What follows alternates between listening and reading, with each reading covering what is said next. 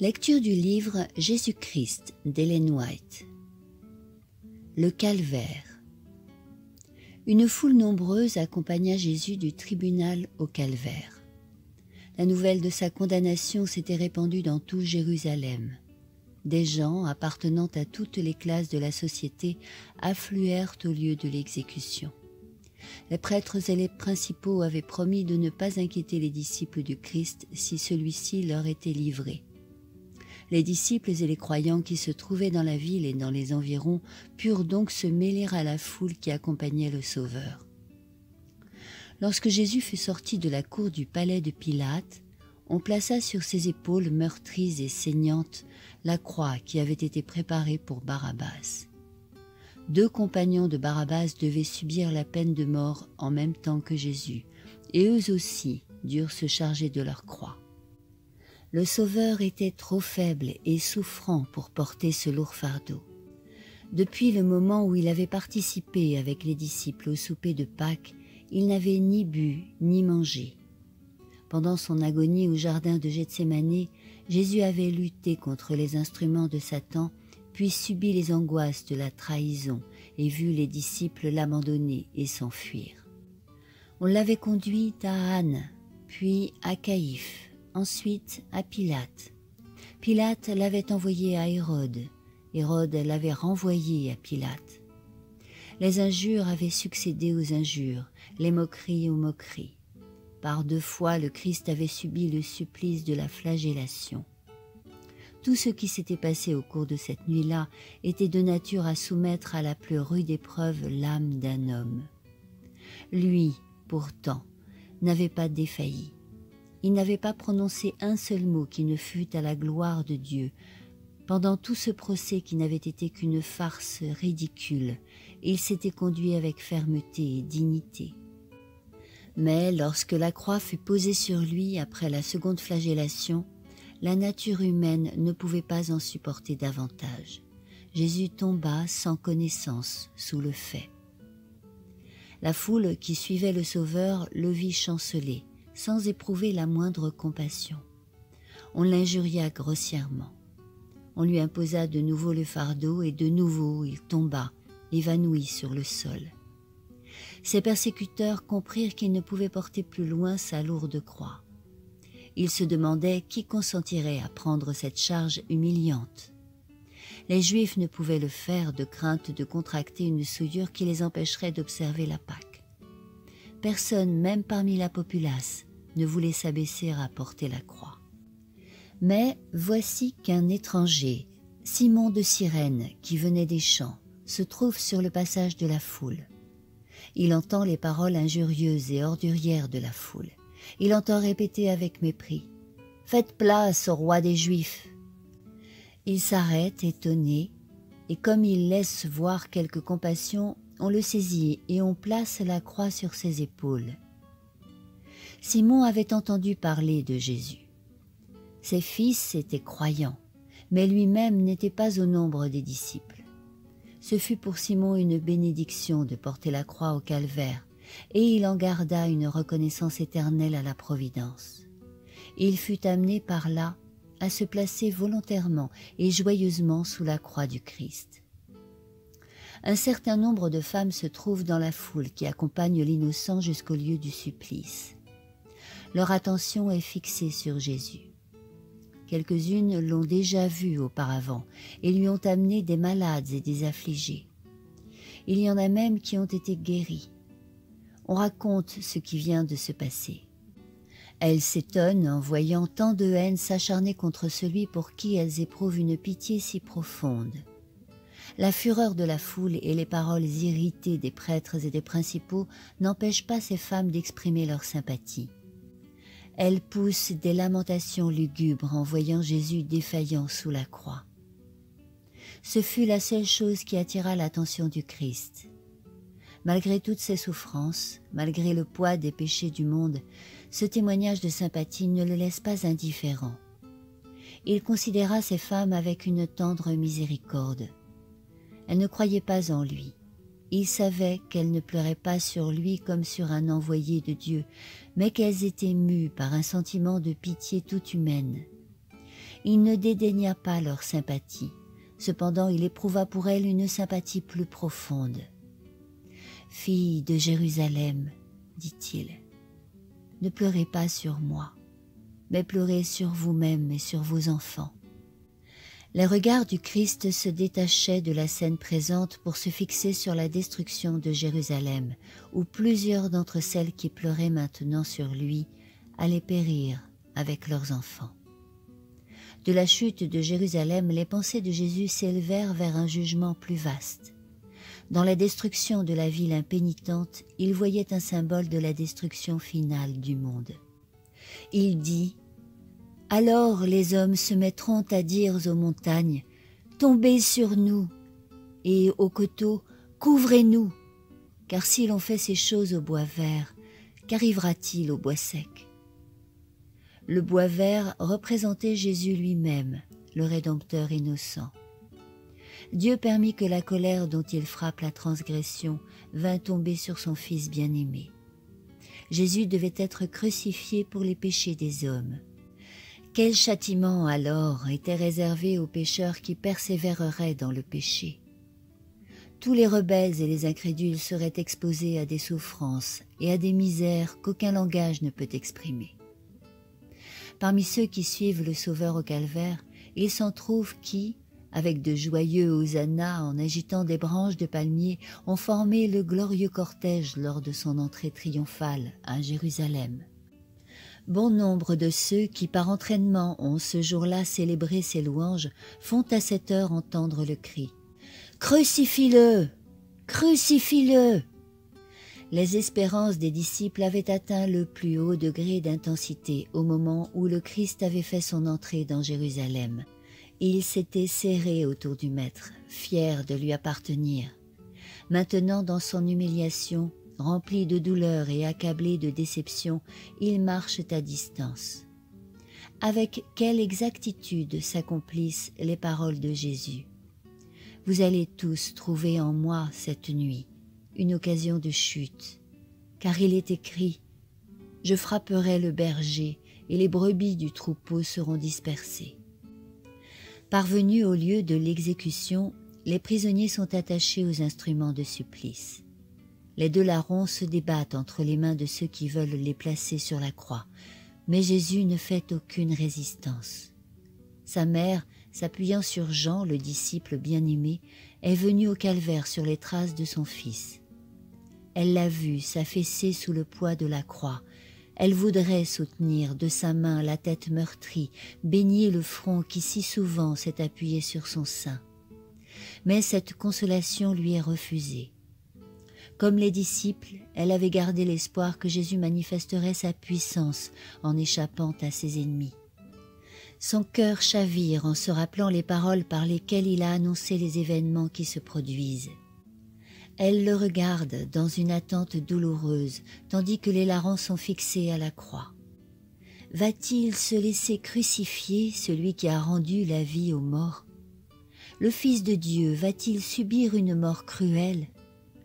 Doit-elle renoncer à croire que Jésus est le Messie? Doit-elle être témoin de son opprobre et de sa douleur, sans même pouvoir le servir dans sa détresse? Elle voit ses mains étendues sur la croix. On apporte un marteau et des clous.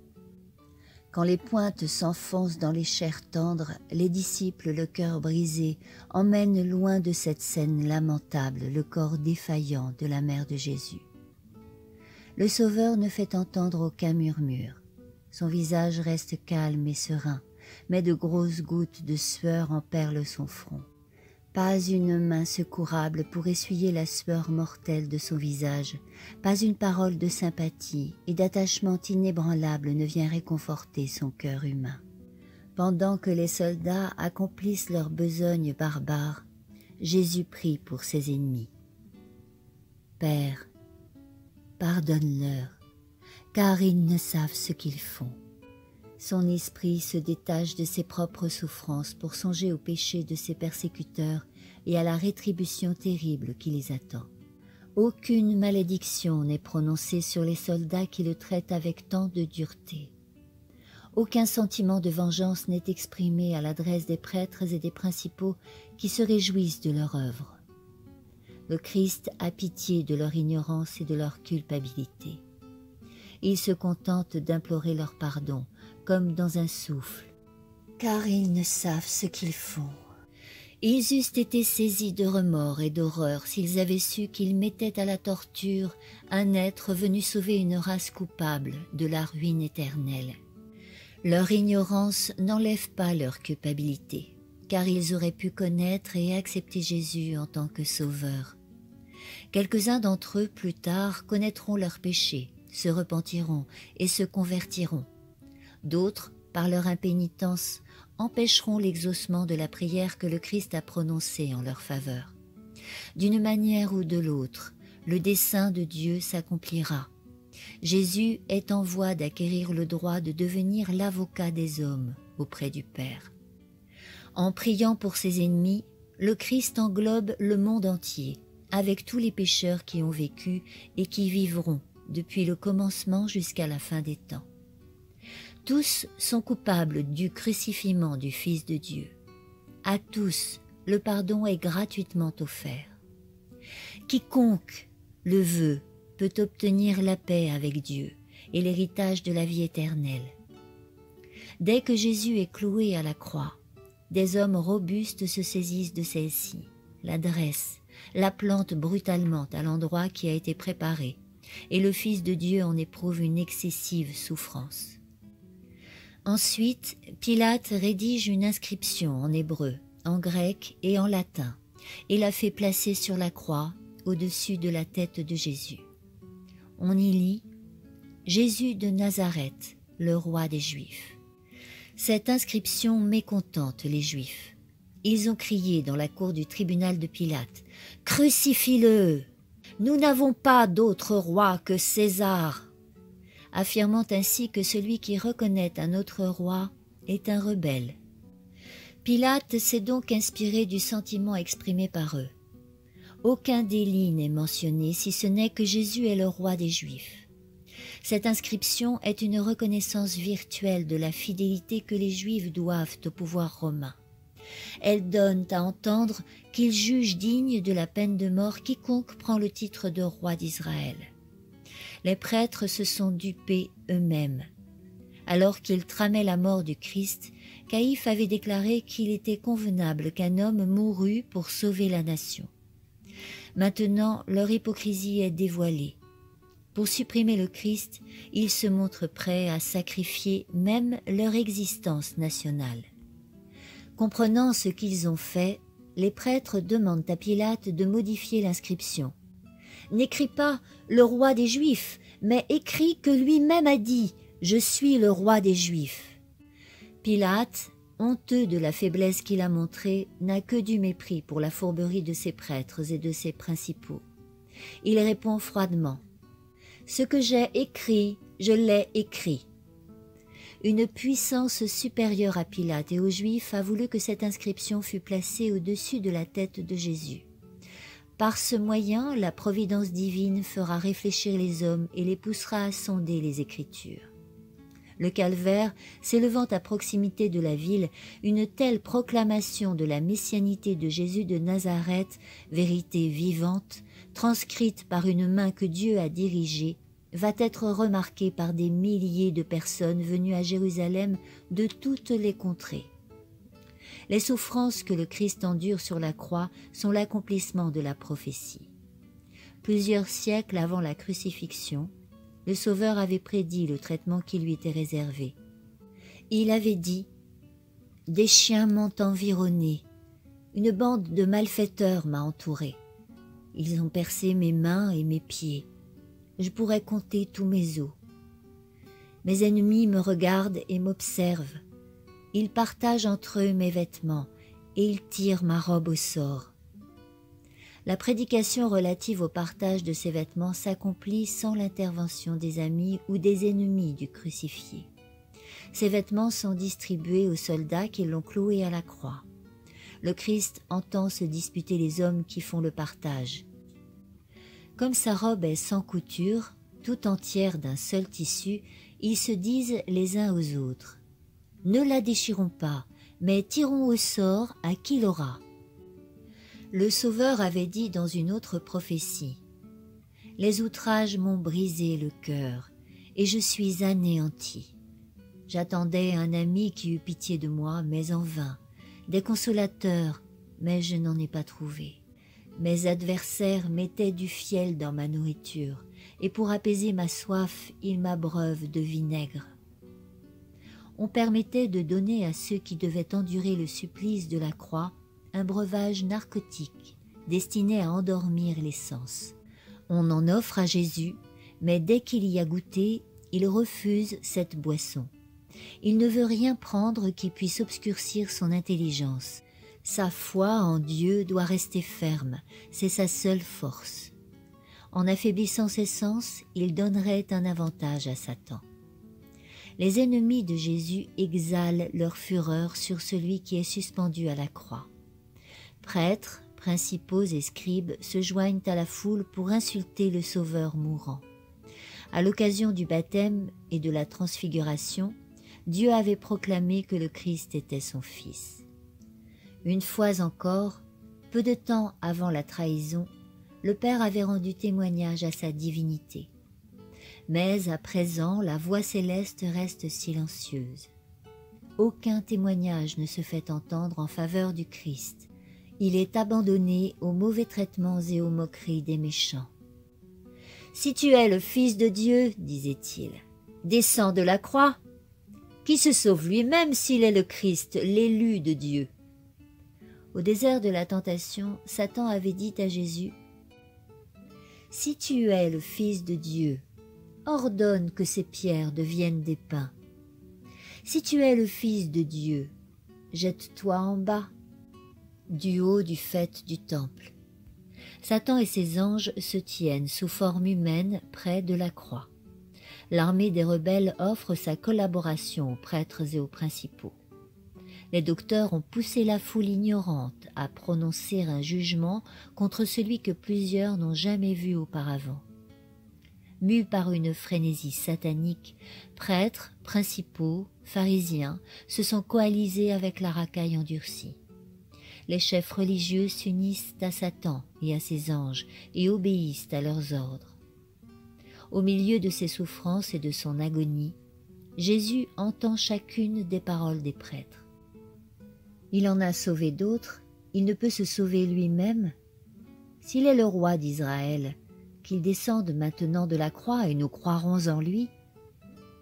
Le Christ pourrait descendre de la croix, mais c'est précisément parce qu'il a refusé de se sauver lui-même que le pécheur peut obtenir pardon et grâce auprès de Dieu.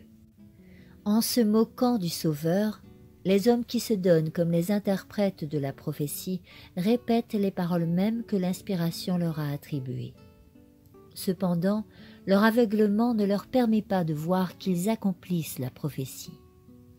Ceux qui disent sur un ton de raillerie qu'il se confie en Dieu, que Dieu le délivre maintenant s'il l'aime, car il a dit « Je suis le Fils de Dieu », sont loin de penser que leur témoignage se répercutera à travers les siècles. Ces paroles, bien que prononcées avec ironie, pousseront les hommes à sonder les Écritures comme ils ne l'ont jamais fait.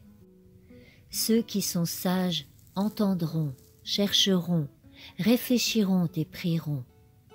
Quelques-uns ne se donneront aucun repos jusqu'à ce que, ayant comparé un passage à un autre, ils découvrent la signification de la mission du Christ. Jésus n'a jamais eu une aussi grande célébrité qu'au moment où il se trouve cloué sur la croix. La lumière de la vérité resplendit dans le cœur de plusieurs de ceux qui assistent à la crucifixion et qui entendent les paroles du Christ. Seconde partie de ce chapitre, le calvaire, dans le prochain audio.